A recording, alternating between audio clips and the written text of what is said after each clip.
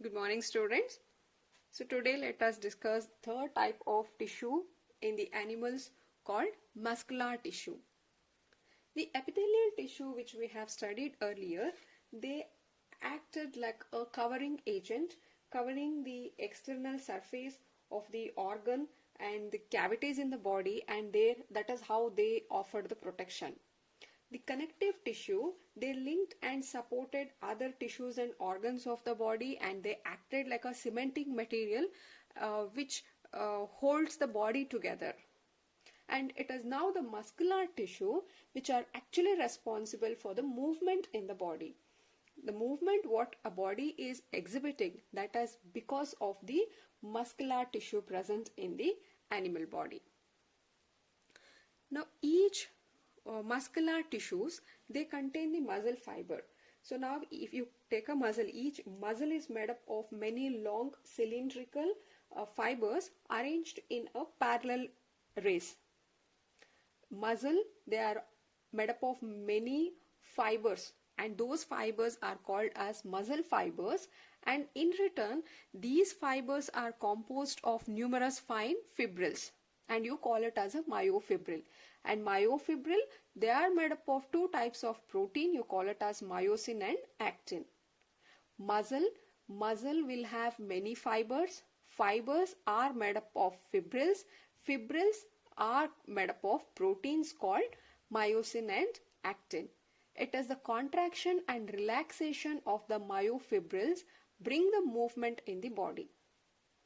The movement of the body is due to the contraction and relaxation of this myofibrils, and here there is a role of myosin and actin. We are going to study in detail of the movement, how exactly the movement is brought by these muscle tissues in the coming chapters. Right now just understand the muscle tissues are responsible for the movement in the body. Muscles contain many fibers. You call them as a muscle fibers. Muscle fiber is composed of numerous fine fibrils. They are called myofibrils, and myofibrils are made up of protein called actin and myosin. Now there are different types of muscular tissue. The first type, you call it as a skeletal muscle. So this is the most abundant tissue in the vertebrates, and they are closely attached to the skeletal bone. That is why the skeletal muscles. So these are the muscles which are attached to the skeletal bones, and they cause the movement of the bone of the skeletal system. They are voluntary muscles. Am I clear with these 3 points?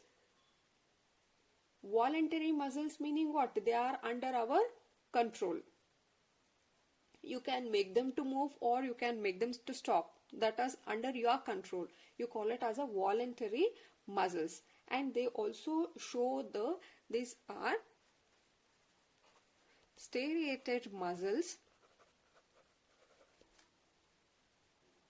Right? Now moving to the structure of the skeletal muscle. The muscle fibers are long and cylindrical. So for this, you need to look at the diagram of the skeletal muscle. See, this is a skeletal muscle. They are long. You can see here they are long and cylindrical. Muscle fibers are long and cylindrical. Multinucleated cell. You can find here you can find more than one nucleus present. That is why you call it as a multinucleated. They also have multiple mitochondria. See, what is the role of mitochondria? Mitochondria is called as a powerhouse of the cell.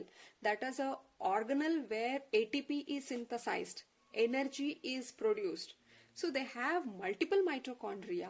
Therefore, a rich number of or very high amount of energy is released. And why we need this energy? Since these muscles are involved in the movement. For the movement to happen, it demands more energy, and that energy is supplied by the mitochondria which are present in this muscle. Right? Now, the function of the skeletal muscle is coordinate the movement of limbs, jaw, eyeballs. Coordination is very important. See, for example, if you are doing some work, let us assume we are cooking. In cooking, there are many organs working parallelly, like coordinate with each other. Eye and ants. Eyes are looking at something, ants are doing some other work. Mean they have a proper coordination between the eye and the hands. So this coordination is necessary if a work has to be done. So these muscles bring about the coordination movement of the limbs, jaw and eyeball, and they are also involved in breathing process.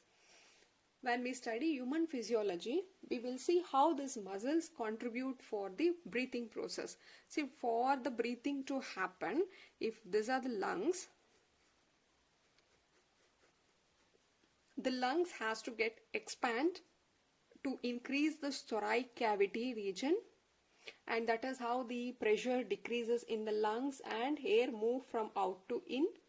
And when this expand, the ribs here present, the ribs, diaphragm, they are all pushed outwards, and even the extra intercostal muscles which runs between the ribs, they are all helping in the breathing process. Understood?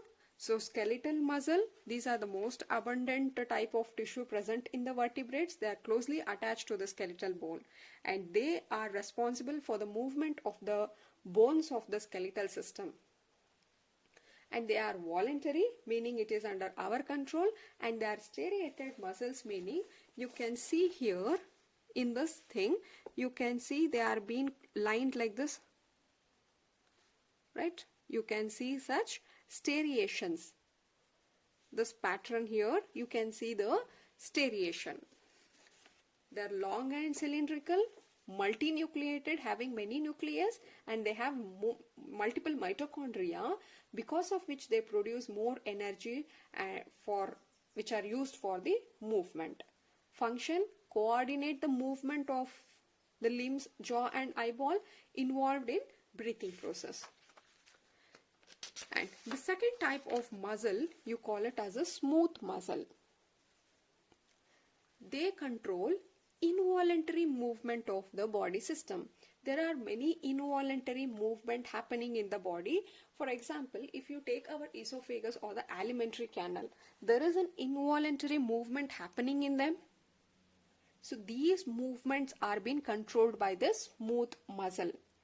They are involuntary muscles and unstriated. They are involuntary, meaning it is not under our control. They just keep on doing their work. Involuntary muscle, and they don't show any stripes on them. Unstriated. Structure: they are spindle shaped. There is thin, elongated with the pointed end. I mean, you can see it is very thin, elongate like this. They're elongated with a pointed end. So you can see the ends are pointed. They are uninucleated, meaning you can find only one nucleus present in them. There is no striation, there is no such stripes or striation present on them. There is the cell junction holds them together. So look at this diagram here. You can see here, these are the smooth muscle fibers. You can see they are long, but they have a tapering end. It shows a single nucleus and no stripes are found on them, but still these are held together by the cell junction. Right? And the function of smooth muscle is movement of food along the digestive tract. We know that the digestive tract, meaning it is the food whatever we intake into the mouth, will be pushed to the stomach. In between you will get the esophagus, mouth to esophagus, esophagus to stomach, stomach to the small intestine, large intestine, and then to the rectum. So this movement of the food in the digestive system is because of the involuntary movement of the smooth muscles which are present in this alimentary canal. The contraction and relaxation of the blood vessel is because of the smooth muscle. And why this contraction or relaxation of blood muscle is necessary? Because if blood vessel, meaning what? It is the vessel which is carrying the blood. The contraction and relaxation, the movement which is exhibited by these blood vessel, make the blood to flow through this vessel. We don't find any extra motors or something fitted to this blood vessel in order to supply the blood. Here the movement, the involuntary movement of the muscle itself will help in the flow of the blood through this vessel. Clear with this smooth muscle? They control the involuntary movement of the body system. They are involuntary muscles which are not under our control. They don't have any striations on them. They are spindle shaped, that is thin, elongated with a pointed, uninucleated, and cell junctions hold them together. Their function, movement of foot, make blood to flow through the vessel. Now, the third type of the muscle tissues are cardiac muscles. See, they are called cardiac specially because they are found in the walls of the heart. So these are termed as heart muscle. You can call them as a cardiac muscle or heart muscle also. They are the unique muscles found only in the walls of the heart. You don't find them anywhere else. These cardiac muscles are found only in the walls of the heart. That is the reason why we call them as a heart or cardiac muscle. Their structure. These cardiac muscles resemble the skeletal muscle as well as the smooth muscle. Some of the points here or some of the features resemble the skeletal muscle and some resemble the smooth muscle. You can see the striations as we have seen in the skeletal. Even in this cardiac we can see that striations, but these are not prominent and they are uninucleated. This was in case of smooth muscle, we have seen that is uninucleated, but skeletal was multinucleated. Here they are uninucleated. So this is resembling the characteristics of smooth muscle. They are involuntary muscle like smooth muscle. They are also not under our control. You cannot control the movement of the heart. It is involuntary. Then contractile tissue present only in the heart. I told you these are present only in the heart, and here also you can find the cell junctions are found. So you can see here this is a cardiac muscle tissue. So here you can see they are uninucleated. If this is one cell, you can find one nucleus, and there is also some striations, but they are not prominent as in case of skeletal. And they have a cell junction. This is one cell and this is another cell. There is a junction which is holding one cell to the another cell, and you can see these are also branched one. Right, now see this table, you can compare with the skeletal muscle, smooth, and the cardiac muscle. Skeletal showed that, like, if this is a skeletal muscle, we had the striations on them. In smooth, there was no striation found. It was smooth like this. In cardiac, they had this striations, but they are not so prominent. They are voluntary, under our control. You can move your body as you wish. They are voluntary. But here, smooth muscles are involuntary, even cardiac is involuntary. They are long and cylindrical. These are spindle shaped, and these are also cylindrical, but they are branched like this. You can see they are branched. Multinucleated, uninucleated, uninucleated. Clear? This is all about the muscular tissue.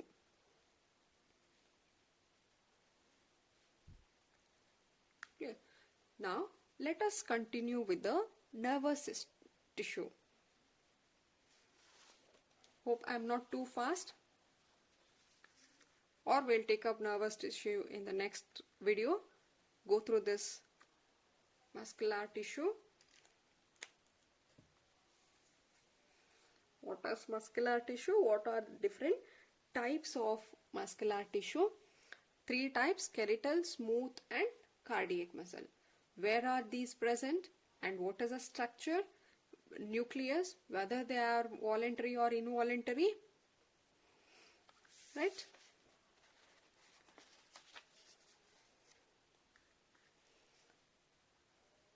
Muscular tissue made up of fibers. Fibers are made up of fibril. Fibrils are made up of protein. And these are responsible for movement of the body. Right?